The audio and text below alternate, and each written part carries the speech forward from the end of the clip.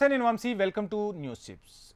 Junior NTR ముంబైకి shift అవ్వబోతున్నారా అంటే అవుననే సమాధానమే వినిపిస్తుంది. ఇక డైరెక్ట్ బాలీవుడ్ మూవీస్నే ప్లాన్ చేయబోతున్నారా అంటే అవుననే అంటున్నాయి బాలీవుడ్ వర్గాలు. అంతా ప్లాన్ చేసిన ప్రకారమే చేయాలనుకుంటే కాకపోతే కొన్నిసార్లు అటు ఇటు అవుతుంటాయట.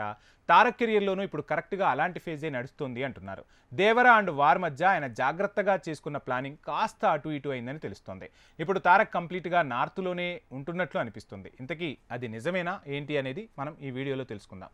దేవర సినిమాను చెప్పిన డేట్కి రిలీజ్ చేయాలని అటెస్ట్ కాల్ షీట్లు ఇచ్చేశారు తారక్. అంతా ప్లాన్ చేసిన ప్రకారమే చేయాలనుకుంటే కాకపోతే కొన్నిసార్లు అటు ఇటు అయిపోయింది. తారక్ కెరియర్లోనూ ఇప్పుడు కరెక్ట్గా అలాంటి ఫేజే కనిపిస్తుంది. దేవరా అండ్ వార్ మధ్య ఆయన జాగ్రత్తగా చేసుకున్న ప్లానింగ్ అటు ఇటు అయిపోయింది. తారక్ కంప్లీట్గా నార్త్లోనే ఉండాల్సిన పరిస్థితి వచ్చింది.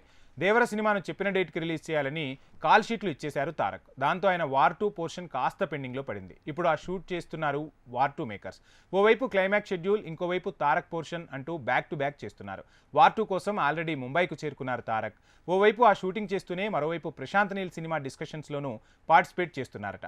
ప్రశాంత్ నీల్ కోసం కంప్లీట్గా కొత్త లుక్లోకి వచ్చేయాలి తారక్. అందుకే ఫిజికల్ ఫిట్నెస్లోనూ తగు జాగ్రత్తలు తీసుకుంటున్నారట. నెవర్ బిఫోర్ అవతార్లో తారక్ని ప్రజెంట్ చేయాలన్నది ప్రశాంత్ నీల్ ప్లాన్.